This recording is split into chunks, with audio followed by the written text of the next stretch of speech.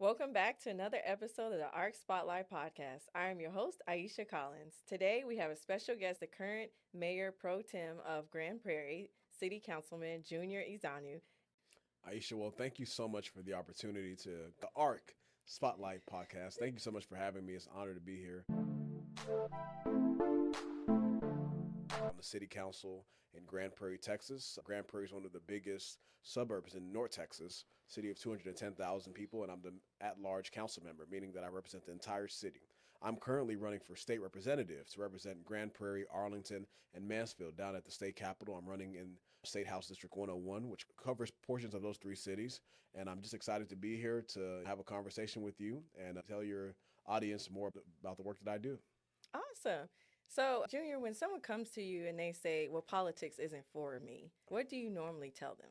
You know, there's a lot of people that say they don't do politics, right? They say, I don't engage, I don't do politics. If you don't do politics, politics will do you, meaning that decisions will be made that will impact your life and you won't have any say, you won't have any influence, you won't have any authority in what happens in your day-to-day life.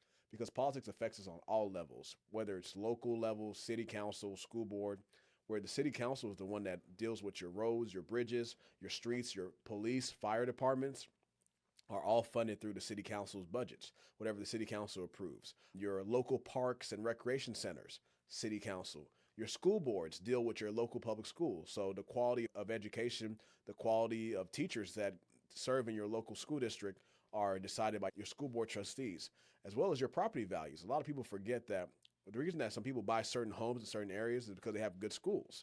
And the better the school district, the higher the property values, the more you can sell your home for in the future, which is why it's so important to be involved and vote in all these elections. Not to mention your elected officials on the state level and federal level. We all know that those are very important, but your local level is sometimes the most important. Okay, and so how important is it for like young people to get involved with city politics and get involved with their school board and everything? It's vital. It's vital. I mean, think about it like this, Aisha. We're both, you might be a millennial. I'm a Gen Z, or are you, which one are you? Millennial. You're Yeah. millennial. So you're on the other side. You're barely a few years older than me. But our generation, we're going to be alive for the next 50, 60, 70 years, right? So every decision that's being made, whether it's local, state, or federal, is going to impact us, impact our children's lives, impact our grandchildren's lives. I'll tell you a little anecdote from my time on city council. There have been several zoning issues that we've had for the city that were decided back in the 1970s, 1980s. I was born in 1999. My parents got married in 1998. So way before my parents got married, way before I was even a thought, there was decisions that were being made that now affect us today in 2025, 2026, which just shows why you have to get involved, because you may not see the direct results of your engagement today, but it will impact you in the future, whether it impacts you directly or your children or your grandchildren. So we all got to get involved, especially the young people, because we have the most to gain and the most to lose should we not get involved at the adequate levels, especially to get the right representation to put us in the best position for our futures. And like, what do you feel like young people should do to feel more included in the city? You know, I think it's incumbent upon the elected officials to reach out to young people, reach out to everybody. It's our job to reach out to everybody, right? But also, young people have to do their research. Unfortunately, you can't just wait for somebody to bring it to you. You got to go and do your research, because you're a voter, you're a citizen, you have to make decisions. And the decisions that you make are who you vote for, who you support, because those people are going to impact your day-to-day life. So for young people, do your research, go online, read up on your elected officials, read up on the people that are running for office, see if their policies align with your values and what's important to you. Your position, Mayor Pro Tem, what does that cover for people who may not be familiar with how the whole system works? It's an excellent question. So for Grand Prairie, we have a mayor, and then we have 8 council members. So 9 people on the city council, right? So Mayor Pro Tem is essentially the vice mayor. Should something happen to the mayor and the mayor's not able to attend a meeting, the Mayor Pro Tem takes over for the mayor, and they would serve that period of time or that day if the mayor is not able to come to the meeting. We also have a deputy Mayor Pro Tem, which will step in case the Mayor Pro Tem is not there as well. So it's just different levels of succession should anything ever happen, or should a mayor be unable to attend a meeting. Okay, and like, what's the process in order to become a Mayor Pro Tem? Like, Yeah. what would a young person have to start doing in order to get in that role? You have to be elected to the council first. The mayor pro tem and deputy mayor pro tem are selected amongst the council members. In Grand Prairie, we do it a way that makes it less controversial, where if you've served the full term, you get reelected, you're next in line to become deputy mayor pro tem. After you serve as deputy for 1 year, you serve as mayor pro tem the following year. Some other cities have it to where council members are lobbying each other to see who will be selected as mayor pro tem and deputy mayor pro tem. But Grand Prairie, we make it simple. We have a system where after you serve for 3 years, you get reelected. You're next in line to be deputy mayor pro tem and then mayor pro tem afterwards. What's the process to become elected, like as far as campaigning, raising funds for yourself, or what kind of background experience do a young person need in order to run? You don't need any experience. I ran for city council with no experience. I didn't serve in government. I was running for council at the end of my time in college. During my senior year, I ran for city council. I challenged a 12-year incumbent. I challenged somebody that was elected when I was 10 years old. I became the youngest person elected at 22 years of age. I just recommend for young people or anybody that wants to be involved to do your research, learn about the system, learn about the different level of government, understand what's required to run for that position, so you come off as someone that's educated. You don't want to be more uneducated than the people that you're asking to support you in that role. Because when you get into that role, you become their voice. You become their champion, their leader. And our leaders need to set by example and not be the ones that are asking us to educate them. But I will never tell you that you got to do this first, you got to do that first. You know, we have a president that didn't do anything. Somehow he became president. So that tells you that, sometimes all of these quote unquote processes and rules don't matter anymore. Do you have the heart to serve your community? If you have the heart and you're willing to put in the work, you have every right to run for office and potentially win and get elected and serve. You got to fundraise too. You got to raise money, because if you don't raise money, you can't buy your signs, you can't buy your door hangers or your flyers, you can't pay for mail, you can't pay for digital ads, you can't pay for a lot of stuff. And campaigning, think about it like this. Campaigning is like having a small business. You got to have capital to be able to execute and get the optimal result. In business, that's you selling something. In campaigning and running for office, that's you getting elected. But you can't get elected if people don't know that you're running. And like, how would somebody raise funds for campaigning and stuff? Like, say like they work a regular 9-to-5 job and then, they have their bills and everything. How would they be able to get funds to capital without like trying to get a whole bunch of secured loans? They got to call their friends. I do candidate trainings where I train candidates on how to run for office. The first thing I tell them, you got to call your friends and family. That's how you start off. You start off from your most close inner circle, your friends, your family, your relatives, and ask them each for $50 or $100. From there, you expand to your colleagues at work, people that you went to school with, and just tell them, hey, I'm running for city council. I need your support. Can you donate $50 to my campaign? And a lot of people will tell you yes if you call them. Don't text them. If you text them, people just ignore the text. But when you call somebody, you put them in the position like, hey, Aisha, I'm running for state rep. Can you donate $100 to my campaign? You may not be able to donate 100, but you might say, Junior, I can donate 50. So it's so important that you call your people first. And then from there, you can expand and you'll meet people as you're campaigning that may host a fundraiser for you at their homes, or may host an event for you where you can, it could be like a meet and greet where people will donate money at that event. So it's really important just to start with the people that know you the best first. And your friends and family may also reach out to their other friends and family that may donate to you as well. So that's why it's so important to start with your most inner circle first and expand out. And then what would you tell a young person who's like fear of being judged or told that, they're not going to be able to make it into a city council position based on their prior background experience? They told me I was too young. Some told me, an African American hasn't been elected since the 90s. Why should it be you? And what I tell them is that I have a right to run just like anybody else does. Never be afraid, never be ashamed. It's okay to have some of those feelings at first because you're a human. That's a normal human thing. But don't give in and don't give up. Don't relent. If you have a desire in your heart, and it's in your heart, and you have a reason why you're running, go and run for that office. Worst comes to worst, you lose. But while you lost, you learned so much. You gained connections, you met people, and you potentially inspired a generation of other people to run for office. Think about this.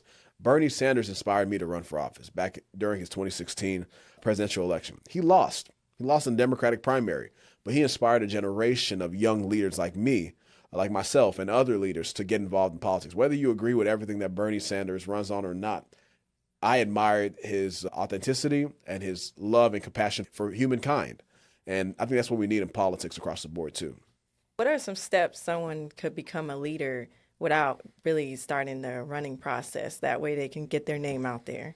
I had a friend come on my podcast and he said, Junior, not all elected officials are leaders and not all leaders are elected officials. So you don't have to run for office to be a leader.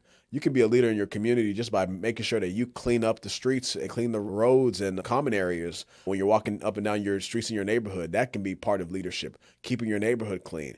Joining your HOA. If you live in an HOA community, join your HOA board, or joining your PID board, your public improvement district, or serving on a board or commission within the city, or volunteering with a local charity. There's so many ways to become a leader. You don't have to be elected to be a leader, but you have to have the heart to be a leader. We need servant leaders. We don't need leaders that want to be kings or have rule over people. We need people to have the heart to govern and to take care of God's people. That's how I look at it. Leaders have to show the love of Christ through their actions and their words, but also translate it through their actions as they govern. If you don't want to run for office, you don't have to. You can just be a leader in your community by just being a good neighbor. Think about that. If everybody was a good neighbor, whether they know their neighbor or not, this world would be so much of a better place. Oh, yeah, I agree. Kindness and empathy, right? Yeah. Having the understanding to know that, hey, everybody's dealing with their own issues, right? There's no need to go and make people's days worse.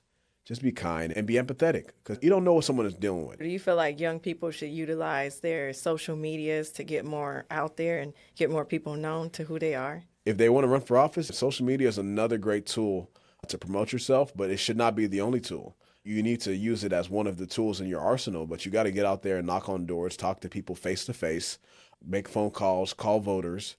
You're not going to win an election just by being visible on social media. Social media is only about 10% of what you need to do to win an election. You got to do all the other requirements like sending mail, putting up your signs, making those phone calls, door knocking. I'm going to emphasize door knocking. You got to knock doors if you want to win an election. You can't win without knocking doors.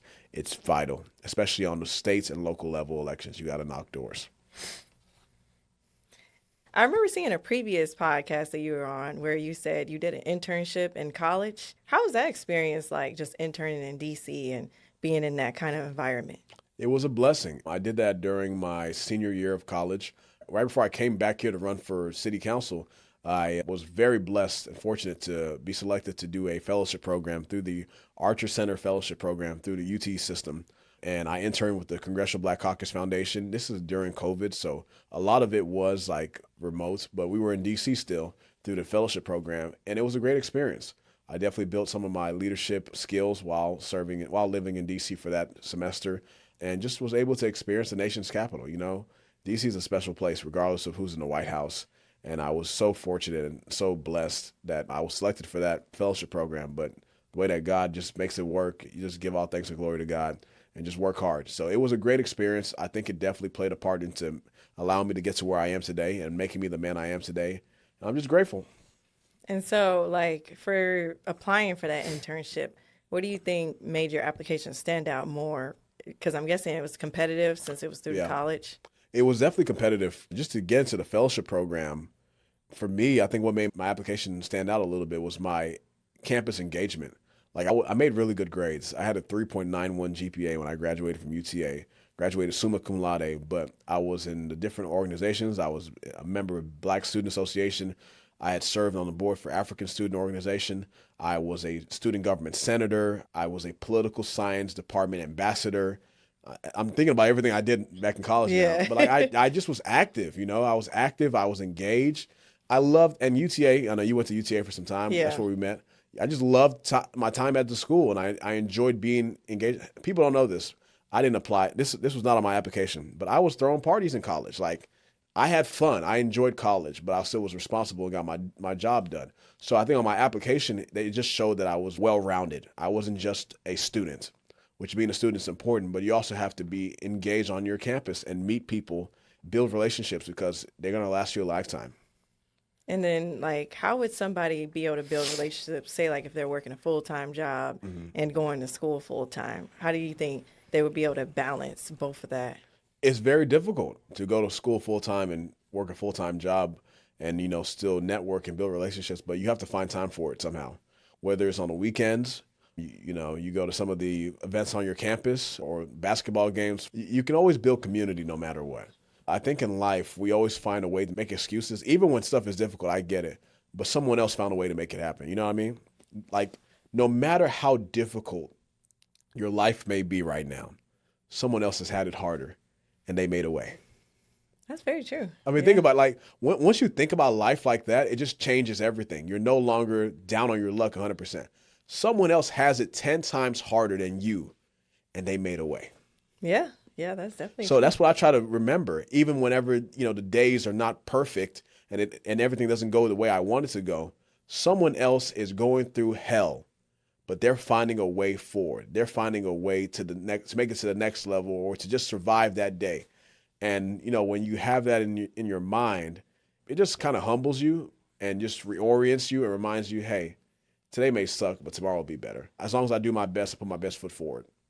And so, how do you think a young person would go about finding a mentor to help them guide to being more confident into running for city council or getting even involved in their city? I didn't look for a mentor when I ran. I just ran, and I asked for help along the way. And some people provided help, most did not. You just got to jump in the water and learn how to swim, Yeah, there's no secret, especially with politics. Not everyone is willing to help you. Some will, but not everyone will. You might get lucky and meet some people along the way. You might not. But you just got to find a way and get in there. Even if it doesn't work out the first time, run again. Or just get involved in your community and you'll meet people along the way. That's the biggest thing, I think. You'll meet people along the way. You might not meet them at first. You might not meet them throughout that first campaign or right before you launch that campaign. But over time, the more involved you are in your community, you're going to meet good people. And so, what was some of the challenges you faced being a young African-American male getting involved in city council and everything when you were first beginning to run? It was just getting people to take me serious. I had people ask me at the doors when I'm canvassing. They were like, are you doing this as an experiment for school? Was this a class project? I'm like, no, I'm running for real. It's like, you're running. I said, I am running. I'm asking for your support. You know what I mean? So It's just, getting people to take you serious and, believe in you is one challenge. But I think people can see your heart and see that you want to serve. And that's what I tried to show while running and while serving on the council is that I love my community. We're getting a $500 stipend to do this work, but we're not getting paid anything seriously, right? And I love my community because my community allowed me to become the man I am today. Without the investments that were presented to me and my family and the social welfare programs, I wouldn't be the guy I am today. So I can't forget that, right? I'm always grounded and I remember that. And that's what allows me to keep going forward because I know that there's someone out there that needs that same support and respect that I was afforded. So it's my time and my turn to pay it forward to the next generation and just to those that are alive right now that just need a little help. And that's what I've tried to do on council. That's what I'm going to try to do as the next state representative. What made you decide to run for the state representative? I looked at our state, I looked at our country, I looked at the Democratic Party, and I said, we got to do better. We just have to do better. This time and moment that we're living in, we have a crisis of leadership. Our party is not where it needs to be. And I think everybody within the party knows that. We got to focus on issues that impact people's daily lives. Point blank, period. We need economic populism, progressive economic populism, because people are struggling. Think about this. The average age for a first-time home buyer now is 40 years old. The average age 20 years ago was 31 years old. Yeah. Why are we moving backwards? Your cost of living going up, but not just that. You have private equity firms, big corporations that have come in and bought up entire single-family communities and turned them into rentals, pricing everybody out because you have less homes in the supply, but you still got high demand. So when you have low supply, you got high demand, prices go up. And then people like you and me can't afford to buy a house, right? Yeah, that's very true. Let's talk about wages. The minimum wage in Texas is still $7.25 in 2026. The last time it was raised was back in 2009, when the federal wages went up. Texas is the second largest economy in this country, but still has one of the lowest minimum wages. Think about this. Nebraska and Missouri, both are Republican states that they're not wealthy states, raise their minimum wage to $15 an hour in January 2026. And you're telling me that we can't do it in Texas? Yeah, that's true. I even saw Los Angeles, they had their wages Yeah, raised. but Yeah. I'm talking about states that have a somewhat similar culture Yeah. to us, political culture, right? We can do it and we can do more. And our people deserve it. Our people deserve to get paid a living wage. Our people deserve to have their jobs be dignified. How do you dignify a job? You pay someone a living wage. Mm-hmm. Especially when a one-bedroom apartment in Grand Prairie or your average suburb is costing you about $1,400 to $1,500 a month just for the rent, not to mention the utilities, the light, the water bill, the heat bill. People are struggling, and it's our job within our party to create a way where everybody can survive, but not just survive, to thrive. But you can't do that when things are unaffordable across the board. And I'm running to change that. Okay. And so, what are some ways some young people can get involved to help change that, increase living wages, and make it more accessible for young people? They got to vote. They got to vote. And if they want to run, they should run. You vote or you run, or you support someone that you believe in. Is there any other actions they can take? Vote, run, support someone you believe in. Okay. Yeah. I mean, that's it. Or you can call your elected official, but if your elected official is against it, you better run against them or vote for someone that is going to push for Let me say something about politics. There's no friends in this stuff. You elect the elected official, politician, to affect change in whatever way that's important to you, right? You figure out what your priorities are. That's why they go in there. You're not electing them because they're your friend. Our friends do other jobs, not represent us in government. The job of an elected official is to provide results that improve your daily life. Texas doesn't allow it. Oh. On the state level, you cannot get those signatures for petitions to put something on the ballot for the state. You can do it for cities, but not for the state. Okay. In other states, you can do this, but Texas is one of the states that doesn't allow citizen-led petitions. So you literally have to either have somebody run for office, or you run, or you just try to lobby your elected official. Okay. Yeah. Well, I guess a young person could start with city petitions and maybe get little notoriety from there. Yeah, and try to make some progress there. That's a start. Yeah. Okay. So, Junior, tell the audience a little bit about how they can connect with you and help support your run for state rep. Yeah, no, definitely. Thank you so much again for allowing me to come on the podcast. But the audience can connect with me on social media. Just type in Junior Ezeonu on either Facebook, Instagram, Twitter, TikTok, YouTube. My website for my campaign is votejuniorezeonu.com. Any donations are welcome, and we're grateful for your support, as well as if you want to volunteer and make phone calls or help us door knock or just spread the word. All support is greatly appreciated. We have a really good opportunity to bring some change to our state, and together we're going to be able to accomplish that come March 3rd. Early voting is from February 17th to the 27th. Election day is March 3rd. I'd love to have any and all of y'all support, and just thank you for the opportunity to be here. Thank you, Junior, for joining us today. Thank you, everyone, for joining me on another episode of the ARC Spotlight. If you enjoy hearing conversations like these, make sure to hit subscribe and follow Creative Arc Media on YouTube and all social platforms.